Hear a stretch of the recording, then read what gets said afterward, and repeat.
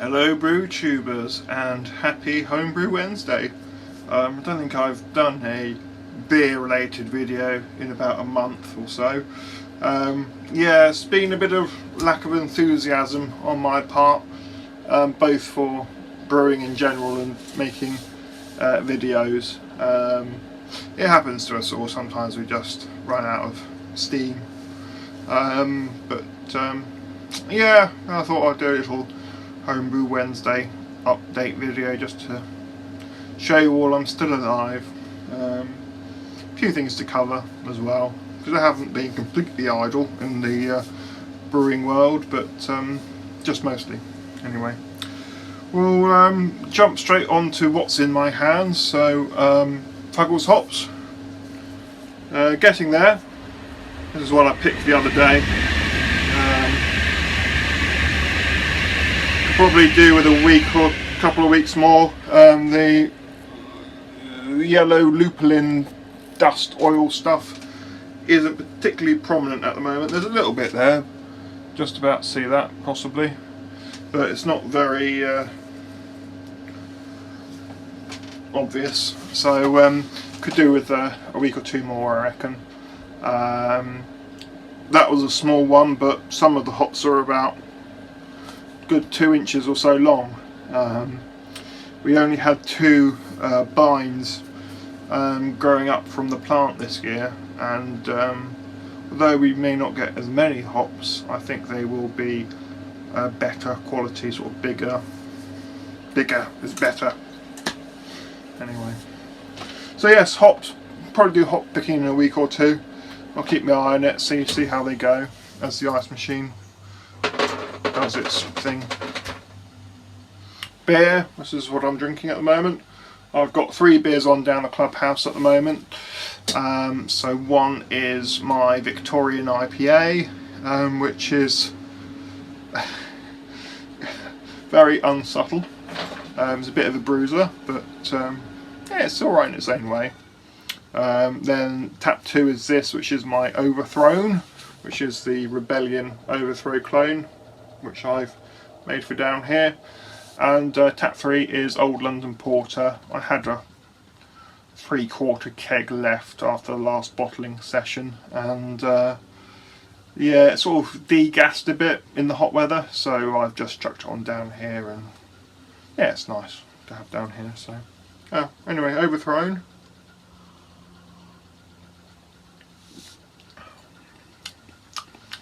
It's got a bit of that vegetation taste to it, you know, when you get like plant flavour. It's got a bit of that going on, probably from the dry hop. I've never been very successful with dry hops, not sure why, but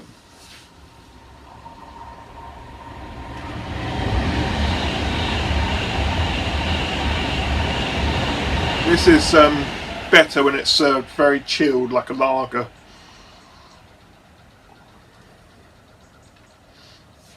Some citrusy notes there, but yeah, as a clone it hasn't gone very well. I do have a recipe for Oakham Citra clone, so I might give that a whirl one day. I haven't done that one before, and Oakham Citra is a very nice beer, as we well know, so that might be on the cards next perhaps. Anyway, so yeah, there the beers on. What have I been brewing? You know, I generally couldn't tell you. Hyde Oak Old Ale, I think.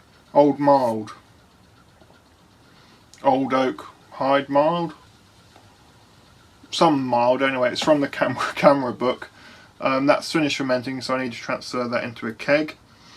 And I think the other beer I've made is a Mystic Pale Ale with the British hop variety Mystic, I think.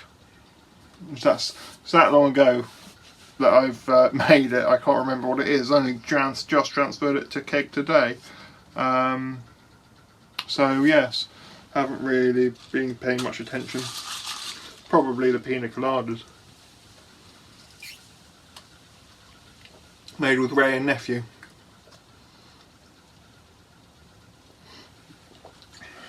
Well, I have a good excuse, okay? So I've had some friends around last weekend and did 1 or 2 pina coladas. So I've opened up a carton of pineapple juice, and I've opened up some of my coconut cream, which looks very suspicious. Looks like you're having a fun time in a jar, but yeah, coconut cream is basically you get a tin of coconut milk and 375 grams of sugar, so nearly 1-to-1 sugar and coconut cream, pinch of salt, and you sort of heat it up and mix it together, and that gives you your suspicious substance. But yeah, you make pina coladas with the proper stuff with sugar in, instead of the cream of coconut, you know, the normal tin you get. You notice the difference.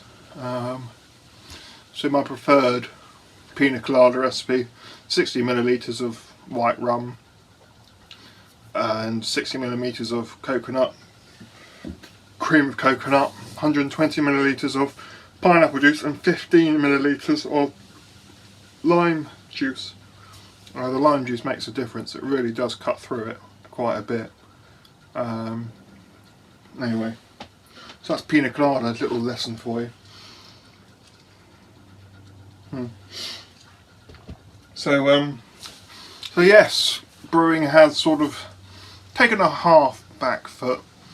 I mean, I've had stuff in the fermenters fermenting, so I sort of, whilst that's been doing its business, you know, for the last sort of 3-4 weeks, I've just left it, you know, to ferment and cold crash. So now it's done that, obviously I've kegged the Mystic Pale Ale, and I need to clean out the keg for the mild, and the mild will go on hand pull down here, and the Mystic I'll try it out in a week or two, see what it tastes like, and if it's good I might kick it up and sell it in commie kegs.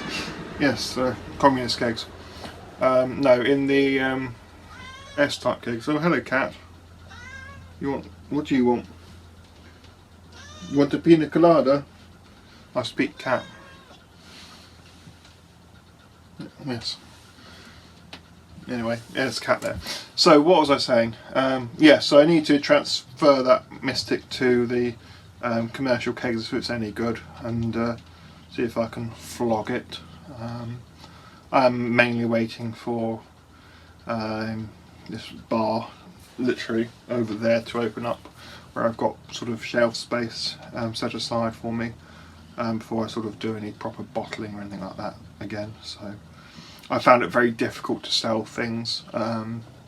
You know, lots of unread or unreplied emails I sent out. So anyway, so yes, that's that. As the door slammed shut, it was quite windy out. Oh dear. Oh, the cat's White Russian.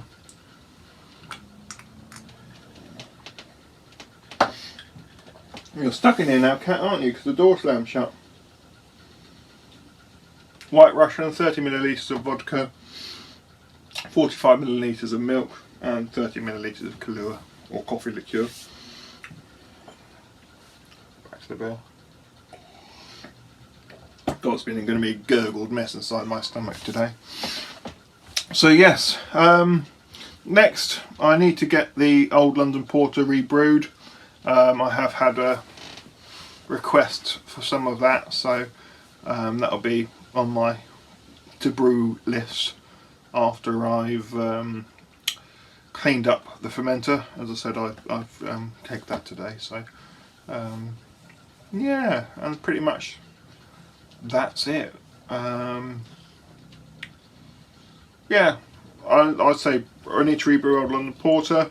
I want to give that Barbe Rouge Red X beer another go, because it didn't work first time round.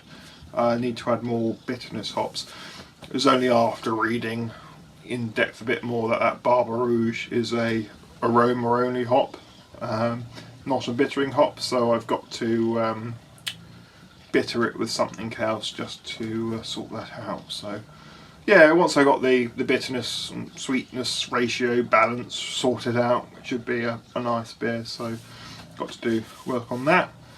Got to work on the best bitter recipe as well. I'll say it was alright the first time, but it just needed a bit more bitterness, only a bit more. So I'm going to add a slightly larger first hop edition.